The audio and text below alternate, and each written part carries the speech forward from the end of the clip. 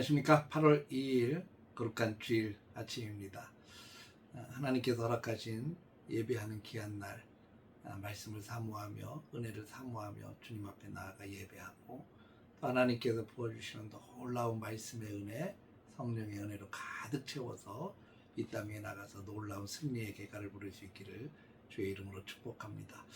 오늘 이 주일 아침에는 사도행전 14장 19절에서 28절까지의 말씀을 통해서 환난을 이기고 다시 은혜의 자리로 라고 하는 주제로 함께 은혜를 나누겠습니다. 먼저 성경을 보도록 하겠습니다.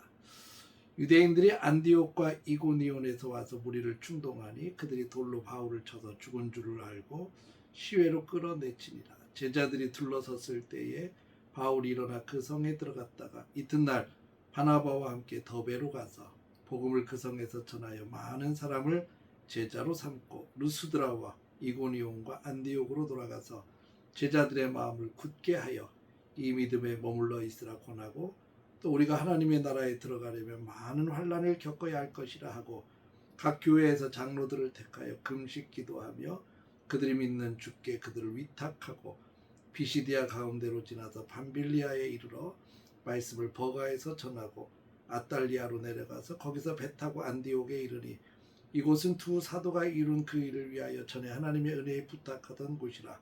그들이 이르러 교회를 모아 하나님이 함께 행하신 모든 일과 이방인들에게 믿음의 문을 여신 것을 보고하고 제자들과 함께 오래 있으니라.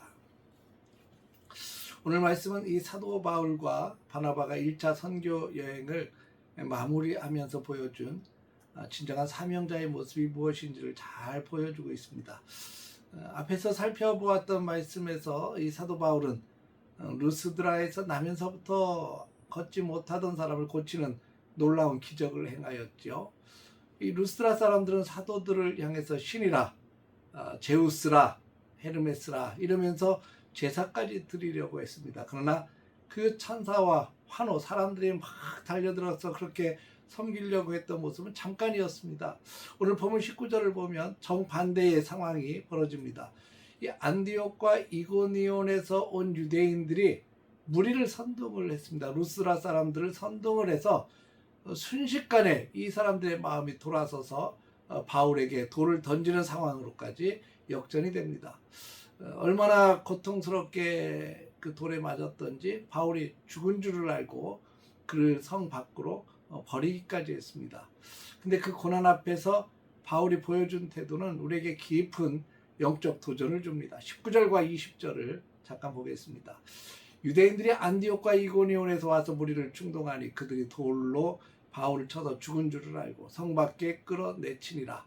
제자들이 둘러섰을 때 바울이 일어나 그 성에 들어갔다가, 이 바울은 성 밖에 내버려질 정도로 참혹하게 돌에 맞았습니다. 얼마나 아프고 얼마나 고통스러웠을까요? 겨우 정신을 차렸을 때 보통 사람들이라면 자신을 죽이려고 덤벼들었던 그 무서운 성을 피해서 다른 먼 곳으로 도망쳤을 것입니다. 그런데 바울은 어떻게 합니까? 일어나 그 성에 들어갔다고 기록을 하고 있습니다.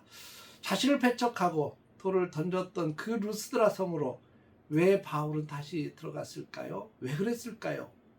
그 성에는 아직 보살펴야 될 어린 성도들과 제자들이 그곳에 있었기 때문입니다. 복음을 위해서 받는 고난보다 하나님이 맡겨준 영혼을 사랑하는 그 마음과 사명이 훨씬 더 컸기 때문입니다.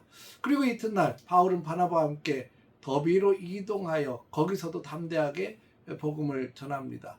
더비에서 복음을 전한 후에 바울과 바나바의 이 움직이는 동선을 가만히 보면 그들이 왔던 길을 역순으로 돌아갑니다. 루스드라와 이고니온, 안디옥 이렇게 다시 돌아간 거죠. 이 도시들은 어떤 곳들입니까? 바울을 돌로 치고 그를 죽이려고 모의하고 성 밖으로 쫓아냈던 위험한 지역들이에요. 안전한 길을 택하지 않고 굳이 자기 자신들을 쫓아내버렸던 그 도시들로 다시 찾아간 목적이 무엇이었을까요? 22절입니다. 제자들의 마음을 굳게 하여 이 믿음에 머물러 있으라 권하고, 또 우리가 하나님의 나라에 들어가려면 많은 환난을 겪어야 할 것이라 하고, 사도들은 이미 복음을 받아들였던 이 초신자들을 그냥 방치하지 않았습니다. 고난 앞에서도 흔들리지 않도록 제자들의 마음을 굳건하게 잘 다독거리고 또 각 교회에서 장로들을 택해서 금식 기도하고 그들이 믿는 주님께 그들을 위탁하고 교회 영적 질서와 체계를 온전히 세워나가기 위해서 그렇게 또다시 찾아갔습니다. 마침내 바울과 바나바가 그들의 1차 선교여행을 다 마치고 선교여행의 출발지였던 수리아에 있는 안디옥으로 돌아옵니다. 26절은 이렇게 말씀합니다. 거기서 배 타서 안디옥에 이르니 이곳은 두 사도가 이뤄놓은 그 일을 위하여 전에 하나님의 은혜에 부탁하던 곳이라.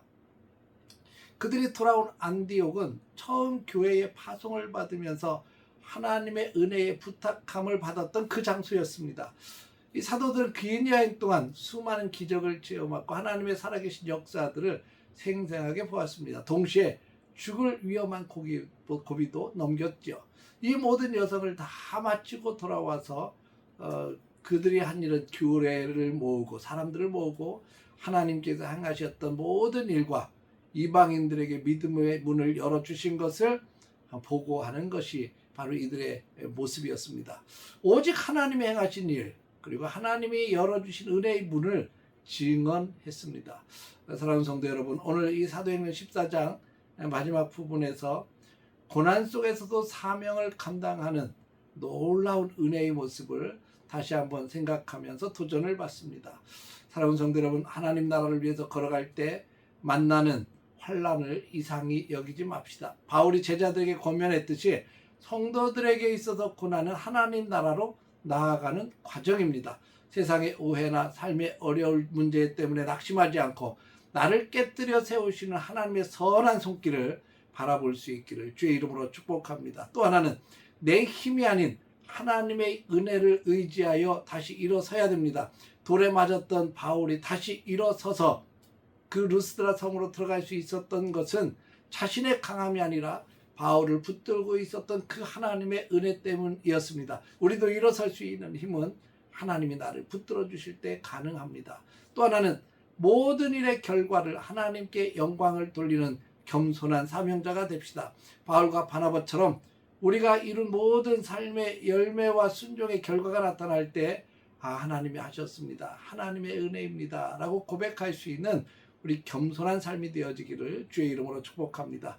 오늘 하나님께서 허락하신 귀한 주일 하나님 앞에 예배할 때 나를 부르신 주님의 은혜를 깊이 묵상하면서 하나님 앞에 예배하고 또 하나님과 동행하는 거룩한 주일 또 내게 맡겨주신 사명을 기쁨으로 감당하는 행복한 주일 되시기를 주의 이름으로 축원합니다. 기도하겠습니다. 거룩하신 아버지 하나님, 무더운 8월 첫째 주일 거룩한 주일입니다. 하나님께서 우리에게 허락하신 예배하는 귀한 시간 우리 성도들 주님 앞에 찬송 부르며 기도하며 하나님의 말씀을 들을 때 성령께서 폭포수같이 은혜를 베풀어 주옵소서. 오늘도 하나님께서 우리에게 맡겨주신 사명을 기쁨으로 감당하게 하시고 만나는 성도들과 즐겁게 교제하게 하시고 또 하나님께서 부어주시는 힘과 능력으로 승리할 수 있도록 도와주옵소서. 예수님의 이름으로 기도했습니다. 아멘.